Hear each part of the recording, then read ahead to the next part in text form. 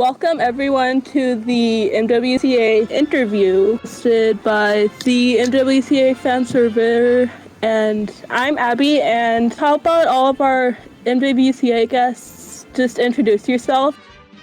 I'll start. I'm Andrew. I was Major Monogram, and I wrote and directed and edited and produced the show. I'm Sam. I played Doofenshmirtz, and I was also Larry the janitor in the original cast. I am Tommy. I play Larry the janitor in the one that you saw online. I also played Citizen Number 3 and Pedro. Hi, I'm Marissa. I played Sarah Murphy, the Fox agent, and I was also assistant stage manager. And I played Sally and Agent K. All right. Yeah, it's good to have you all here. So I guess our first question, which was submitted by Vixen, what was the rehearsal process like for MWCA, and how different was it from in-person rehearsals? So we decided to basically get into Zoom to rehearse all of the scenes in the show, and for all of the songs in the show, we sort of just produced those separately. So I guess that's probably the biggest difference between the rehearsal schedule for the original with the new one. In the original, we had to rehearse everything, including choreographed dance numbers, because we were all physically in the same space. Whereas with this virtual one, it was a lot of figuring out how things work over Zoom, and a lot of just trusting people to learn songs on their own time and send us video clips so we could edit them together. So sort of more individually working, because there's just so much you can do over Zoom. Yeah, it's definitely a different feeling, sort of trying to maintain chemistry and playing off of one another over Zoom. I'll let one of the actors who was in the Zoom rehearsals talk about that more. Yeah, I found it super difficult, very hard. What was interesting was learning, because since the show was already done in person in a college setting, a lot of these things that are written in the script have already been done in person with actors interacting with each other. So trying to take those elements and incorporate it into a Zoom musical where everybody is in separate spaces was difficult and really interesting. The example that comes to mind was I was standing in for Ben, who plays Buford, for the Quirky Worky rehearsal. Okay. And there was this one moment where Balji and Buford struggle to pick up a really heavy backpack, and then Isabella shows up and picks it up no problem. Obviously, when you're playing out that scene in person, it's very straightforward. You have a backpack on the ground, and then the actors act out what the characters have got to do. But doing that over Zoom was a bit more difficult because there was no backpack for the actors to interact with. So there's a lot of Andrew walking everyone through the scene okay, so the backpack is going to be to your right and your left, so kind of reach out off screen and act like you're struggling to pick something up. That's just one example, but figuring out how the actions are going to work and how everything plays out over Zoom was really fun and interesting, and I'm really happy with. It's really cool seeing it in the musical, the way these actions are played out, everyone in separate locations. Yeah, like Marissa said, the amount of times that we had to specify, all right, do this will be to your left, and Ferb will be to your right. And then watching people's brains break as they try to look at their Zoom video that's mirrored from what they are physically doing in person was just... Oh yeah, that sounds confusing. In some cases, if somebody messed up their directions, we could flip their video. But if any of the characters had asymmetrical outfits, which includes Major Monogram, we would just have to refilm it. This next question, I guess, is specifically for Andrew. So what made you have the idea for a Phineas and Ferb parody musical? Well, the original idea I got when I was in college. I actually went to university with Sam. That's how I met them. But it was when my friend Nell, who played Gretchen in our cast, wrote a Kim Possible parody musical my freshman year through one of our theater clubs that put on sort of bootleg productions. And I got to play Dr. Draken in that show, and I thought it was a blast. And I was Kim Possible's great, but Phineas and Ferb is literally the cartoon I think most tailored for a musical format, because there's always been so many songs on that show. So I gradually just started writing song parodies from different Broadway shows, but tailor them to be about Phineas and Ferb, which was also a concept that Nell had done in their Kim Possible musical. And by the time I was a senior, I had most of a script written, and I decided to give it a go at putting it on. Okay, that's pretty cool. Terrible idea. Don't know why he did that. Absolutely awful. Yeah, it was... And then I guess the virtual edition specifically was, I'd already graduated from college a year or two out, and a little thing called the COVID-19 pandemic happened, and live theater wasn't so much of a thing, and there was everybody on TikTok like creating their own little virtual musicals, and I found Taylor, who ended up playing Candace in our show, putting out a bunch of Phineas and Ferb TikToks, and she had reached out to me and suggested putting on my musical again, but virtually. And that was a very quick yes. So that led to this production as you know it. Definitely nice to get some theater in a time when that was really not happening in person. To see how it works online. Mm-hmm. And let's see. Favorite song from the musical?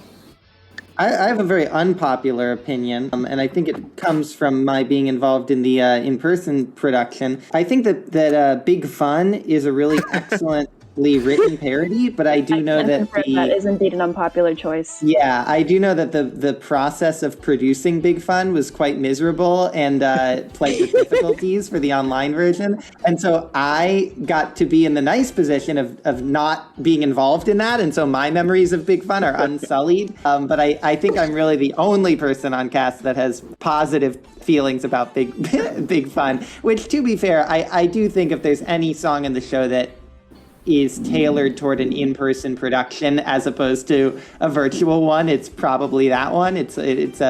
I'm not sure that I think almost everything else made the jump very smoothly, and maybe that one did not, but I think it's an excellent parody. Yeah, Sam was not in that number, so Sam had the luxury of leaning back, kicking up their feet, sipping a mimosa, and saying, yes, this is quite pleasant. Yeah, exactly. You evaded it in both directions. Yeah, that sounds like a disaster to work with. Just like so many different things going on in Big Fun. That number was complicated because, first of all, like in the original production, getting everybody the laser tag equipment was as simple as just like buying a bunch of cheap laser vests and guns in bulk and handing them out to people. When you do that virtually and most of your cast lives in different states, that means I had to like get everyone's address and find if there was a like local Walmart that could ship to them. That's part of the reason why we needed money in our GoFundMe. And then like making sure that people didn't have outfits that like clashed with their color gun, making sure there were the correct number of people on each side, and then just editing together something that looks like kids are playing laser tag with each other was a tall task. And not to mention different states, but different hemispheres as well. I can only imagine how tricky that was. Yeah, I remember having to tell Kelsey that unfortunately she just couldn't be in the number because I was like, well, I can't, there's no Walmarts near you, because you were in China at the time, and I wasn't going to pay like $200 to mail one. And not to mention, gun is a cardboard cutout. Baljeet's laser gun is a cardboard cutout. Yeah, so the only cast member who was in the number that just didn't have one was a garage. So yeah, he just printed one out, and it's very obvious if you look at it. I never noticed that before, but I need to rewatch the scene apparently. Baljeet had to be in the number, so we made two. Yeah. I remember during rehearsal, I think this is when we were actually filming, Andrew casually said, "Hey, can you guys actually turn on your vest so that the lights are on?" And Baljeet was like, "No." Oh yeah. That was funny. Sure. Are other cast members sharing their favorite song? I know we ventured a little far from that question. My favorite song is probably MWCA, just because of how I think it really encompasses the energy and whole vibe of the show. Because on one hand, it is very fun. There's singing, and it captures the energy of what theater would look like in a virtual setting, while simultaneously being a big meme. Like, we all dab. We tried to do the what was the name of the one dance that's popular on TikTok, and none of us were doing it right. So the shower dance. Yeah, we just exclusively cut to Clarice for that dance because not everybody could do it. Yeah, she had to try to teach me how to floss at first because we were gonna floss, but then we were like, no. Yeah. That number also had Planty the Potted Plant, so Marissa's biased. Yeah. But, oh, I forgot about that. R.A.P. Planty. That scene just because of that. Yeah. We have gone through, I think, like 3 Planties at this point. Marissa Oh, loves man. killing plants. It's great. I don't Yeah. love killing plants. I'm just neglectful. There's a difference. The next time my grandma pressures me, why don't you want to have kids? I will just introduce her to you guys, and you can explain how bad I am at keeping things alive. So plants are easier to replace than children. Yeah. My personal favorite song in the show is Room Where It Happens, because that is pretty much what I based a lot of the plot after. It was listening to Hamilton in like the summer of 2016 when it was like super popular. And I was like, who else is like incessantly obsessed with one goal? Candace. And I was like, this is a show about Candace. So I wanted to really make that song the intersection of Candace's goals and her figuring out like why, basically the source of her troubles. Yeah. And I'm also just personally proud of how the editing for that one turned out. So that's my favorite. Yeah. I thought that was a clever choice to use Room Where It Happens for Candace and Doof. We also got to hear Sam deliver their part of the song in a way that no one asked for, but everyone loved, which is, I. Yeah. It's very, it wasn't even something that came to me. I literally just did it in the character voice and it came out that way. And everybody was like, oh, that's so funny. I was like, "Ah."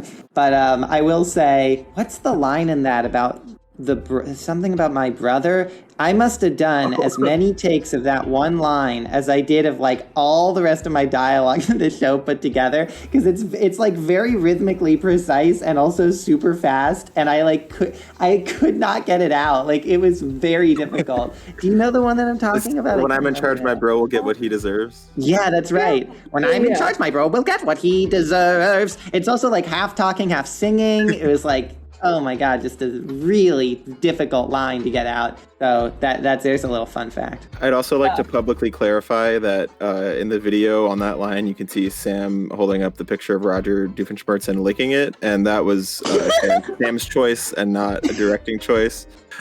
It's one I'm very happy with, but I'd like to clarify that it was not my choice. Yeah. Okay. Let's see. Kelsey, did you want to go next? Yeah, this I understand is totally basic. Also, I do not care that it is. But for me, it would have to be Summer Belongs to You.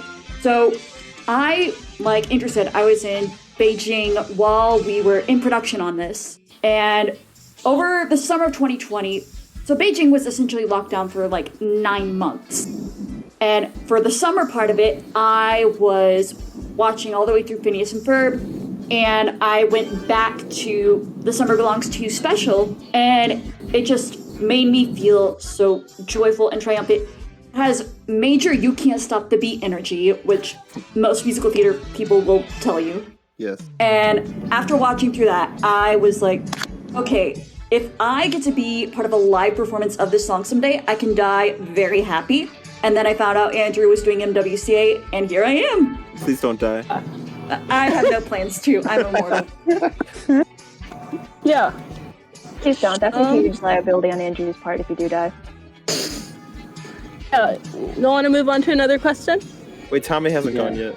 Yeah. Okay. So I've got to say, my favorite was probably Sincerely Me for a few reasons. Probably the first was that I didn't have to record any choreography for that since I wasn't in the song. Also, it just like perfectly encapsulates Phineas's obliviousness towards Isabella's interest and Isabella's frustration, and just Tammy's deliverance of the line, "'Cause I'm across the street." Fantastic. Agraj's double thumbs up. Fantastic. Oh, yeah. A terrific song. Terrific execution. Yeah, I think... I saw y'all adopted the garage giving a thumbs up as an emoji in this MWCA fan server. Yes, I gotta Yeah, keep we that. did, didn't we? I think I did that. Oh, there it is. There it is. I think it's one of the stickers, but it stopped nitro boosting, so... What's that? Yeah, that was a garage's choice. I think he and Zach and Tammy and everyone in that number, I was really happy with. I thought their comedic and vocal performances were just really good in that song. Yeah, it's really funny. It's a great song. Favorite moment while working on the musical? I know my favorite moment. Does anyone else want to go first? Yeah, go Marissa while I think of mine.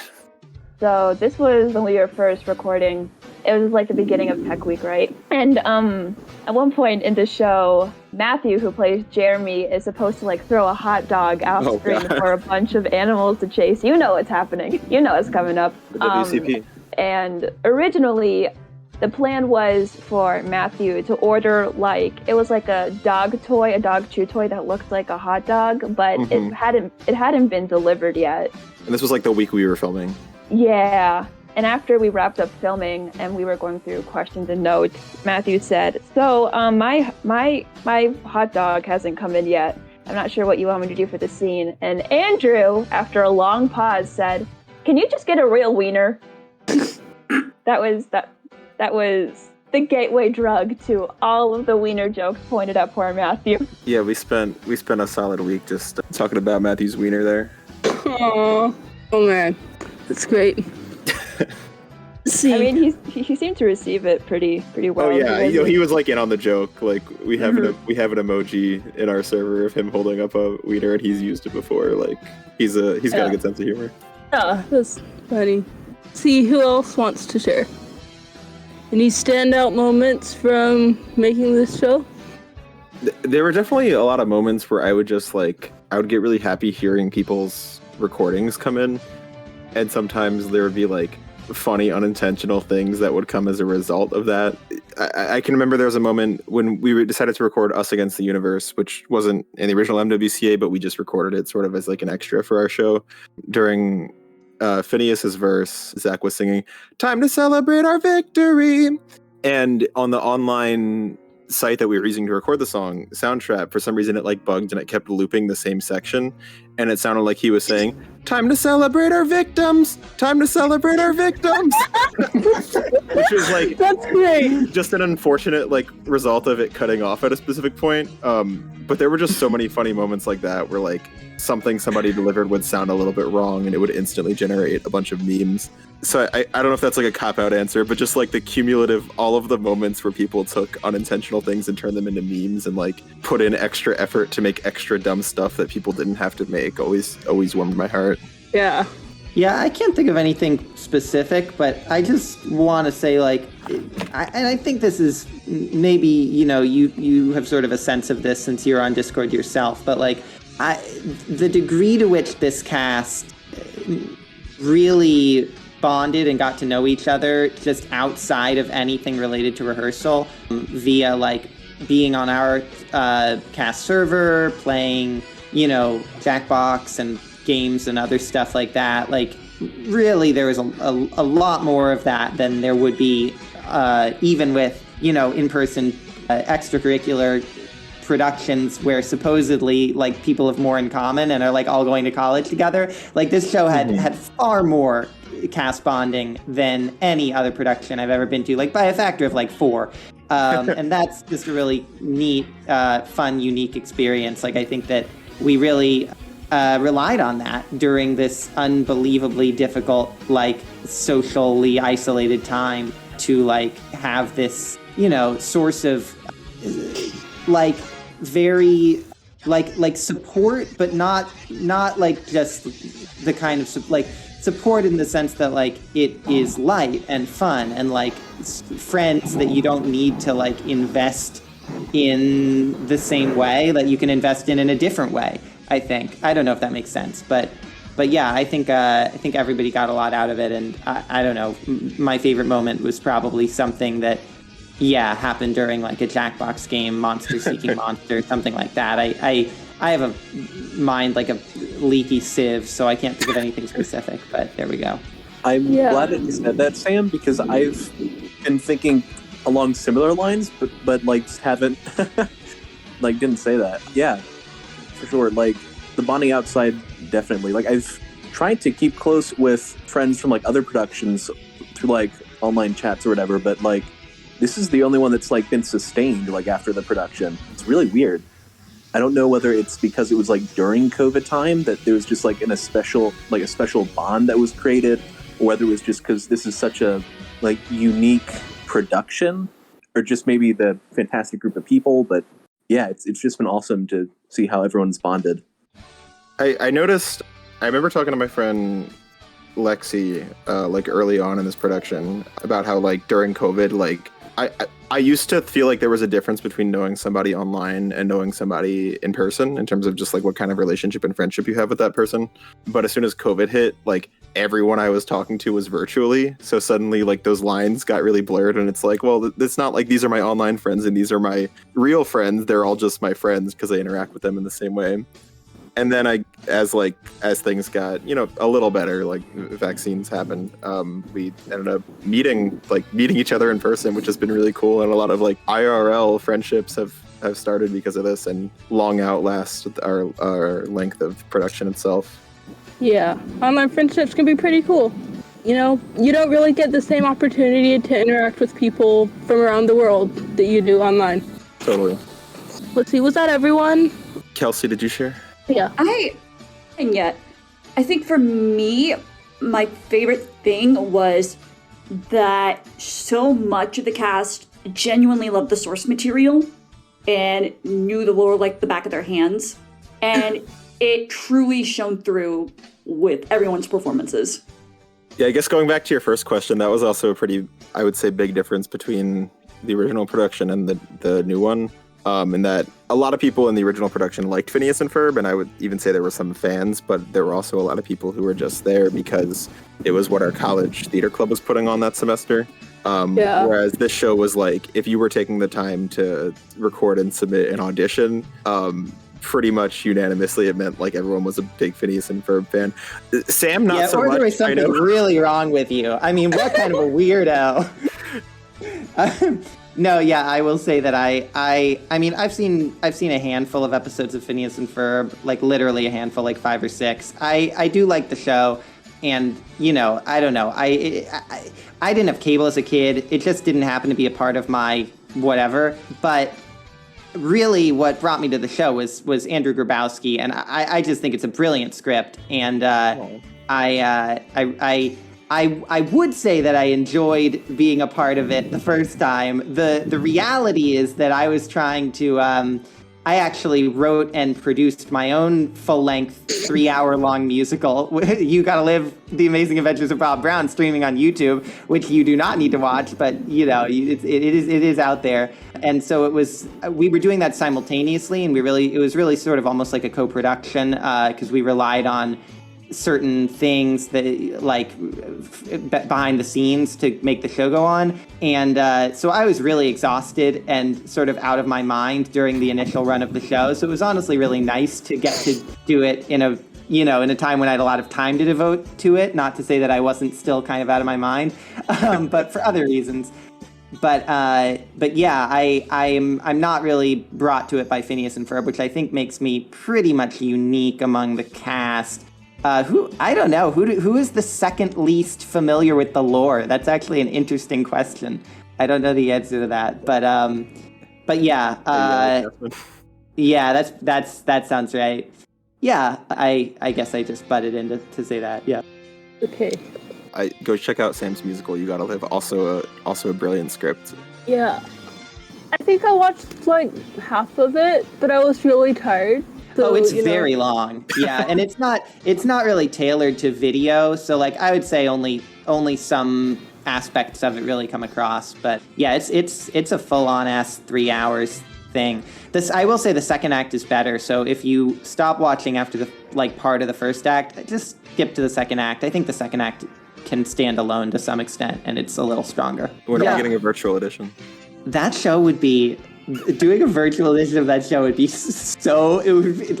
I think less of that show would come across virtually than almost any other production I can think of. I really wrote it to demand it would not work in little boxes or even on green screen, but that would be an interesting experiment for a sadist. The Amazing Adventures of Box Brown. Anyway. I keep muting myself and then laughing and having to unmute awkwardly so that people can hear that I'm laughing. Yeah. This right now is pretty much what rehearsals with Doofenshmirtz went like. Nothing gives me more joy than hearing Sam's voice out of nowhere when they unmute. Like hearing their laugh. Same. Aw. Here's another question. Favorite MWCA song that was not part of the show? I think at this point our number of songs that aren't in the show has exceeded our number of songs that are in the show. Yeah, I mean, especially if you include the Christmas album. Yeah, Definitely. which is, I'm still insane and in disbelief that actually happened. My answer, I guess I have a fitting profile picture on this Discord server, is definitely Must Be Swampy. Just because that song was special for a lot of reasons. One was just like, we're getting the cast back together to do this thing after months after our initial production. Another is that Laura Dickinson helped us vocal direct it, and which is amazing. I had just reached out to her on Twitter to be like, hey, would you want to do like a cameo in our Christmas song? We're making a song about Swampy. And she was like, let me listen to the song and I'll get back to you. And I was like, okay, sounds good. And then she sends me a demo of just like her having like doing full harmonies throughout the entire song. It literally sounds like a Phineas and Ferb song to lyrics that I wrote. And it made me emotional. I was like, what the heck? This is amazing. It's amazing. And then Martin Olson was able to do it, and Martin Olson asked me via email, hey, do you want my daughter Olivia to be in this? And I was like, are you kidding? Of course I want Olivia Olson to be in our video. As if I would say no, thank you. Right. So like, I don't know, like all of the cameos that we got for the show were special, but that song I think was just a culmination of just like so much heart being poured into it from both our cast and like actual OG Phineas and Ferb cast members simultaneously. Oh, yeah. So that I think is definitely my top choice. You know, I was also just like listening to it in the live stream, just hearing Olivia Olson was amazing. I'm a big fan of hers. Yes, Tammy and I were working on that song, and we told everybody that Laura was going to be in it because people had to follow her demo to do the harmonies, but we didn't tell anyone about Olivia Olson, so got to kind of watch some of the other cast members' minds break a little bit. Yes, that's what I've heard. I like that unproduced Buford Baljeet song that got cut from the show. I don't even know if that's been recorded, but that's What? hilarious to me. Oh, Sam is talking about a song that was in an early draft of the college version of MWCA, which was a parody of What Is This Feeling from Wicked. sung by Yes. Baljeet and Buford. No. I'm so interested in this. I don't even know if it's accurate to call it like a cut song. Like I think I wrote a verse for it, but yeah, we gotta get Ben and Agrash to record that at some point. And they still gotta do Defying Gravity. Right. Yeah, I don't If you know do how. all this, I would be so happy. I don't know how or why, but I feel like Baljeet and Buford are definitely the characters that we've had the most ideas with after the show itself. Oh yeah. Yeah. Oh yeah. Easily. You know, Buford and Baljeet parody musical. I would watch that. We almost have enough songs for a full runtime. Let's just add a few more. Let's ask Garage and Ben if they do it. Give them Bill and Ted style plot. Yes. And they gotta go like through time and they get characters from other shows, like other Disney shows. Like they go. They do both have B names, and I have been saying for a long time it should be MWCB. So that would be really fitting. They should call it Baljeetle Juice. That would be so good. You know? Beetlejuice? Beetlejuice? I want to see this. Favorite promo song? Who else? So I was considering saying Must Be Swampy as well, but I'll be original here. I'll say We Don't Talk About April 10th. Oh, yeah. Yeah, it was good to see Brian. It's good to see Brian. He gave a phenomenal like delivery of his lines as well. Like I'm disappointed that like we weren't able to get him like on screen for the musical. But yeah, fantastic job. And I feel like everyone was just encapsulated the original spirit of We Don't Talk About Bruno so well in that video. It was truly fantastic. Oh my god, when Lily was the first one to film for that video, and she did, I mean, everyone played themselves, but like also like incorporated bits from the Encanto characters, and hers was Dolores. And when I saw her doing Dolores in that video, I was just like, oh my god, like, guys, Lily set the bar, now everybody else has to follow. I know, right? Yeah. But I was happy to get Brian in that song too. Part of that was inspired by Brian had written his own parody of the song called We Don't Talk About Crypto, which he intentionally made like very like shitposty, like we don't talk about crypto. And I was like, do it again for this one with the exact same delivery. It's perfect. That was a really fun one. Yeah. Also, I just realized Brian's in the intro for MWCA as well. So I guess what I meant was I wish we could have gotten him on more. Wait, is Brian in the intro to MWCA? Isn't he? The our Brian, Fearless Leader, that song? No, Brian wasn't in our cast. Brian joined as a video editor. You're thinking of Jonathan. Oh, okay. Yeah. Yeah. So we eventually Oh, found yeah. out that Brian can sing, and that's why we had him be in the April 10th video. You're right. I'm getting people mixed up. My bad. Kelsey I and know- Marissa, I think. In terms of promo songs, I honestly gotta say, Jump Right to It was really fun. Yeah. Yeah, that one I think of all our videos has like just the most stylistically similar to like a Phineas and Ferb song in terms of like the transitions and the backgrounds. Clarice just decided to she was like, I'm gonna make this song, and I was like, okay, do I have to edit it? And she's like, nope, I'll do it all, and she sure did, and it turned out really great. Yeah, that's a great one. My favorite song is, this is probably a bit of a cheap answer because it was never shared to the public, but after filming wrapped up, a whole bunch of the crew came together to make a song called Thank You, Andrew. It was written by Matthew, and it was based off Thank You, Santa Claus from the Christmas special. And the process for making that video was really fun because it felt like normally when we were making all the songs for MWCA, Andrew was the one like taking the reins and leading everything and everyone. So making a song without Andrew felt a little scheming, like we were sneaking around behind his back, like he has no idea.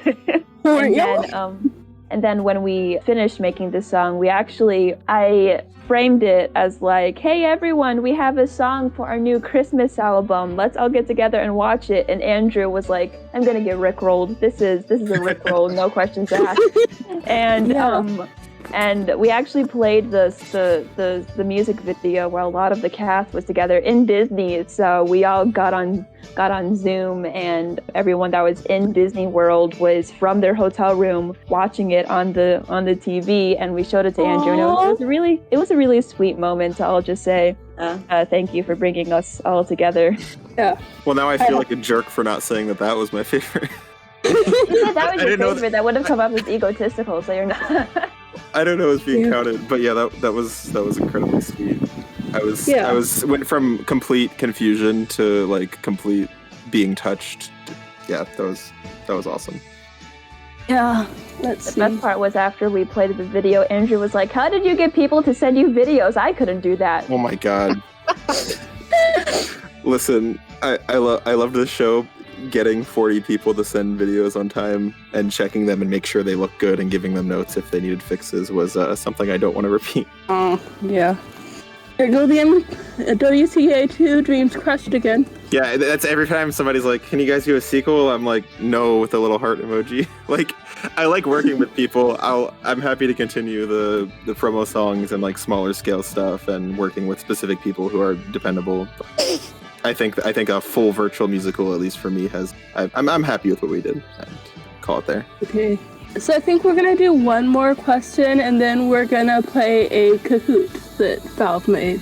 Okay. So Nice. Very fun.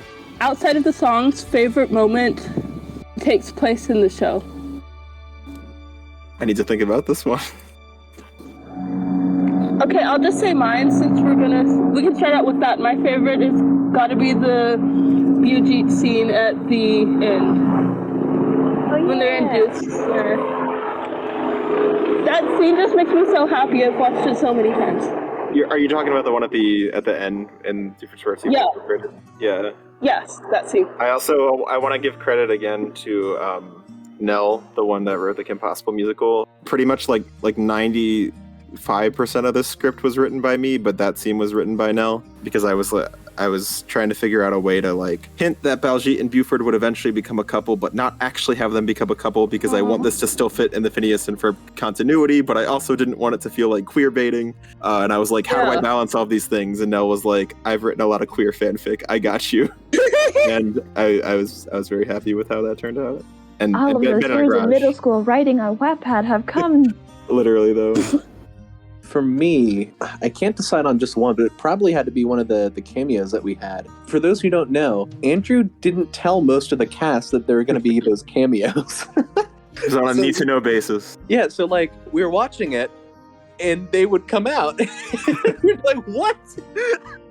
Surprise! Losing our minds in the live chat. That was a fun experience watching everybody's reaction when Swampy came on screen or Dan came on screen, and everybody was like, what? Oh my gosh, no way! And it was like, Yeah. I'm going to give an incredibly niche answer here, but my favorite moment in the show comes from, it's the scene in the dance in Act 2 when Vanessa comes to pick up what she thinks is Doofenshmirtz's receiver, which is actually Phineas and Ferb's light sphere. And the reason for that is it's incredibly extra, but we did that over Zoom by meticulously timing Isaac to reach out his arms and grab the light sphere at the same time that Abby reached out her arms, so that it looked like Abby's arms were going out of one Zoom window and into another. And like, also Taylor and Isaac were both like living together, so they actually sort of had a shared space. So this was a 3-person stunt, which was incredibly quick of just a character grabbing an object. And we had planned it out like that because initially this entire show was going to be like streamed live on Zoom, and we weren't gonna like edit everything to be polished. And eventually we changed course because we just didn't really have enough time to get everything ready. But that was like a remnant of assuming the show had to be put on over Zoom. Just this like incredibly unnecessary blocking and choreography of one character grabbing an object out of a Zoom window that wasn't their own. That was Yeah, I'm having a hard time coming up with anything specific. I just think when you watch the show, it's the kind of thing that you could watch 20 times and catch little Easter eggs, because it was just made with so much love. And like, yeah, all the little things. Like, that's obviously an amazing one because it was done over Zoom, but like, especially just the editing, like not being involved in the editing and then just getting to see like how many additional jokes have been put in there and like how many like, you know, backgrounds have been meticulously turned into like, you know, and there's like original art for backgrounds. There's like, you know, the things explode and then a little duck hits some little piece of background in the background. I'm like, they had to like keyframe that. Like they had to like animate that stupid duck. That's absurd, you know? So everything like that, it's sort of astonishing. Don't you dare insult that duck in my presence. Definitely. Well, you know what I mean. Just like there's something amazing about a lot of work being put into a trivial detail that it's not the same when it's an obvious detail, right? I get you, yeah. Yeah, that's why the show took 9 months to come out. Yeah. I can't really think of, like, there's so many scenes that come to mind, but I've always really liked the scene with the citizens when Norm shows up and is like, go buy chlorine from this building. I just always loved the way the actors delivered those lines. That was just, Isaac as Norm is absolutely flawless, and I love every second that he's on screen. And I love, Oh yeah. I'm sorry? Oh, I just said that was a fun scene. Yeah, that was, sorry. And I love Tori's delivery of, hooray for disposable income. Yeah, the random background characters in Phineas and Ferb are sometimes the ones that get the funniest lines. And like a lot of the ones people quote, like, oh, my watermelon will just be like random background characters. So I wanted to write just some random citizens in this show. And I'm Tori and Tommy and Lexi. I was very happy with how cartoonish their deliveries of those characters came across. Yeah. And Isaac's Norm is very good. It's a very spot-on impression. Yeah, So when I auditioned, I initially considered trying to audition for Norm, but then I looked at the video submitted, and I think it was Isaac that I actually saw. I'm like, no, there's no way I'm going to get this. And Isaac had auditioned for a couple different characters, too, and, like, pretty decent at most of them. But then I saw his Norm, and I was like, that's it. That's Norm. Yeah. Yeah, Isaac and also Ben both had some unbelievable, like, alternate universe. You know, Ben could have played every male part in the show, probably every part in the show, I should say, and it would have been something. It would have been, something. And also just, like, I just want to shout out some of the, like, smaller parts as, like, really excellent performances. Al as Stacy, Tanner as Jenny, Alyssa is excellent as Linda. Oh, yeah. Tommy, obviously. Michael Yao playing like 12 different parts is hilarious, cracks me up. Clarice is amazing. Yeah, like you cannot have it's a really stacked cast and very well cast. Very well cast. I'm very, very lucky and grateful I was able to find the people I did. For me, my favorite non-musical moment would have to be that monologue that Taylor gives as Candace in the ophthalmologist's office after Lawrence has gone through laser eye surgery. I mean, I'm not saying anything new here, but Taylor Renee Castle played Candace to perfection. Oh my god, yes. Absolutely. Just the way she totally understood who Candace was, why she made the decision she did, and how Candace would deliver something like that. For me, with her and Zach and Tammy, there was really no difference between what they did and what Ashley Tisdale, Allison Stoner, and Vincent Martella did in the original show. Yeah. It's fun to watch Very too. That impressive. scene that Kelsey's talking about, the Candace monologue. That's a hard thing to deliver because I've tried to speak it that quickly, and I was just like, we filmed a couple different takes of each scene. Like we filmed 2 different nights and then some retakes. And I would have expected that maybe we'd get like one perfect version of that, but like pretty much every take Taylor did of that is like just as good as the one you see in the show. Like it was pretty incredible. Give Taylor the Tony 2023. And a shout out to somebody else who was part of our production. If I'm remembering correctly, the background for that scene was completely original artwork by Carly, right? Yes. Oh. Yeah, Carly drew the waiting room for the ophthalmologist. She drew the laser tag arena, the interior of it, and Jenny's room, which only shows up for like maybe like 45 seconds. They never had Jenny's room on Phineas and Ferb, and she produced something that looked as good, if not better, than the backgrounds we had for Candace and Stacy. So yeah, she really killed it with those. Yeah, definitely. Also, want to just give a quick... Yeah, so I think we're about... What are you saying? What's up, Andrew? Sorry, and I was just going to say, I also want to give a quick shout out because we haven't mentioned them yet, but Alex added a lot of the background noise, background score and incidental music, and just lots of the musical cues that I think really helps it feel a lot more like Phineas and Ferb, and they did an excellent job. I know that's not related to anything, but we didn't bring them up yet, and I just wanted to. Definitely. And Hannah Montana and... Yeah, the little sting when like Norm walks off sad, like the is like it's the same as the sad music from Hannah Montana. So that was their little nod to their Disney Channel obsession. Amazing. Wrote another credit song, which I absolutely love, and every time I listen to that song, it always gets me right into feels. Yeah, that's how we know we're eligible for a Tony. Right. Yeah. To thank Tony. Giving us this award. Honestly, the underscoring and original compositions Alex gave us were absolutely stunning. We're very lucky to have had him as part of the production. Kahoot time? If there's anything else you want to say it now, because we're about wrapping up the interview part. Yeah, let's go Kahoot. Yeah. Stream MWCA, the cast album and the Christmas album on YouTube, SoundCloud, and or Bandcamp. Yeah. And because Alex is not here to say it, I will say it for them. The ending of Teen Beach 2 is really good, and you're wrong if you disagree. Well, that's all the time we have. Valve, do you have the Kahoot link? Yes. Alright, so for some reason, you can't screen share on the stage. So, yeah. Do we have to migrate to Should it we from which join channel? live streaming or general VC or something? We can do it in live streaming. Okay, we can do that. Sounds good. See y'all there. I'm actually probably going to head out, but it's been real. See you guys. Okay. Bye, Tommy. Yeah. Thanks so much for coming. Yeah. Thanks for having us. My Perry hat for the and then y'all were like, nah, it's just voice. Yeah. That's fine. That's fine, I guess. I guess. It's probably for the better. Okay, I'll share the Kahoot. The screen share. Yes. I like how Marissa has the MWCA flyer, poster, and program all on their wall back there. Let me close my door so you can actually see the poster. All right, come on, let's start the Kahoot. Quick. Kelsey, Sam. Why do I have a slash at the end of my name? Did I type that in? No. Oh, I guess I can't change it now. Oh well. Sam loves you / Kelsey.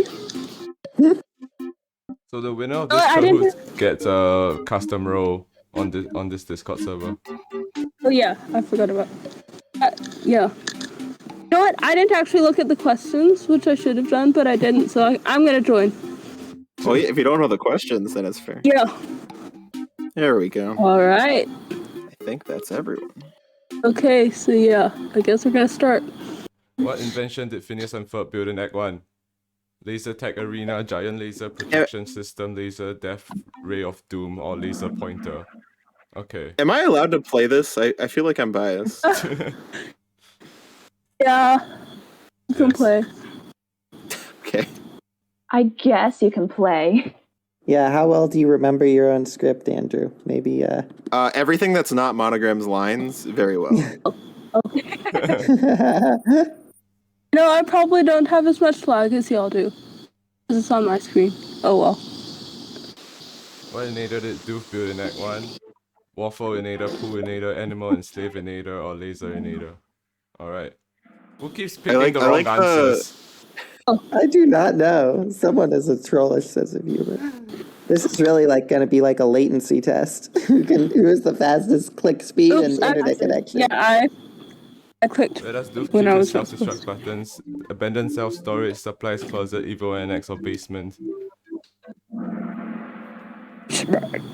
There's actually two answers because Candace said it was the supplies closet, but the jingle was Doofenshmirtz's basement. Supply closet is in the basement. I never realized that inconsistency until right now. Maybe this, yeah, Black House is in the basement. That's a deep cut though. Yeah. Who ultimately destroyed the animal and slave innator? Vanessa, Phineas, Norm, Doof. Doof. Yeah. Is it The love of destroyed? family. Did it achieve its final form as a piece of modern art? The score that Alex wrote during that moment is like a minor version of When Tomorrow Is This Morning Again, and it makes me emotional every time. Haha, 1 point behind. This is the one Phineas and Ferb related quiz that I will excel at because I'm good at clicking things quickly. Oh man, this I'm not sure. Oh How god. long is the full show according to YouTube? No, they scribbled it out. 259, 244, 259, 59, 301. Gosh. I don't know this one. Nice. Oh, I got that right. Yeah. job. Huh.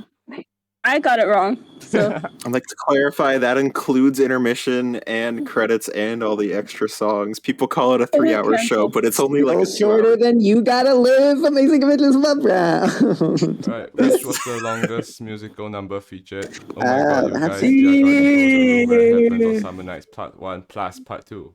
This I really don't know. I'm pretty confident, but I might be wrong. Oh, I got this wrong. No! Wow. I thought it was Oh My God, you Imagine- guys.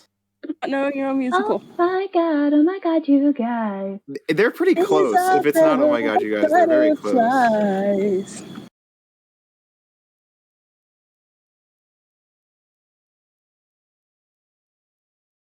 Dude, excluding the premieres, what is the most viewed video on MWCA YouTube? Oh, I know this one. Gitchy Gitchy Goo, Summer Belongs to You, Sincerely Me, or The Room Where It Happened. Yep. Oh, Hi. Wanna be in the room where it happens, the room where it happens. Which PNF catchphrase was not spoken in MWCA? Tammy knows this one. She's still salty about it. Was So, fun fact, people who have gotten to say What You Doing spoken on our YouTube channel include Ben and Lily, but not Tammy. Mm-hmm. And she got to sing it. she sings it twice, but she's like, that doesn't count. I want to say it. Oh. Just post a video that's just her saying it on the YouTube. That's our June video. It's just What You Doing, and that's it. Just loop Yeah. for an hour. Yeah. Double points. Double points. Points. I know this one. April 10th, May 12th, August 20th, October 16th. Don't Well, talk about April 10th. Was May 12th the original release date? No, it was April 10th. No. I mean for like the college version. Yeah, I it feel like was May 10th to May 12th, I think. Oh. May 10th. And the winner Oh, that's so cool. is... And the October date was Me? the Hey, date I'm of on the podium. encore. Oh, no, you guys know your I'll stuff. take it. I googled. I wasn't first. Hey, job, Marissa. congratulations. Good job. Congratulations.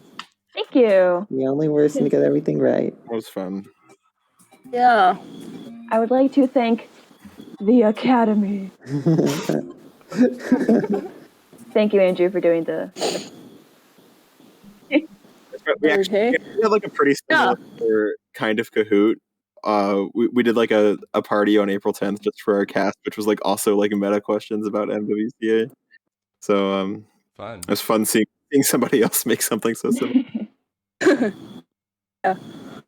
That was fun. Thank you guys for hosting. That was Yeah, enjoy. this was a good Thank time.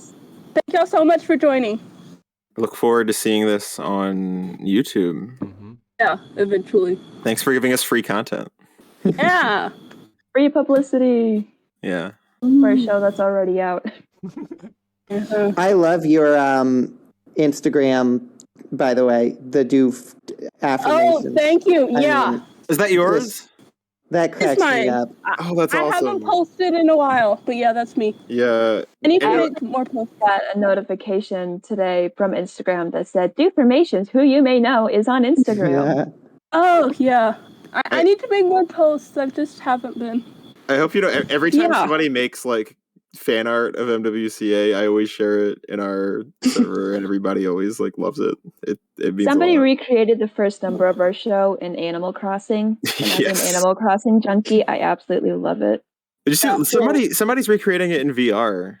What? Like they not today's gonna be good. They did Hey Ferb, and apparently they're like recreating every song in our choice. show. Right? I thought it was odd, like cool, but very weird. What? Yeah. The reason I make Dooformations with y'all is because I know that y'all are gonna like it and share it. So Like, rate, and subscribe. yeah, free publicity. Exactly. We've fallen for their trap. Thank y'all so much for joining. Absolutely. Or flower. Thank you. All right. Yeah, Have a good night, I gotta everyone. go now. Good night. Thank you. Bye. Bye.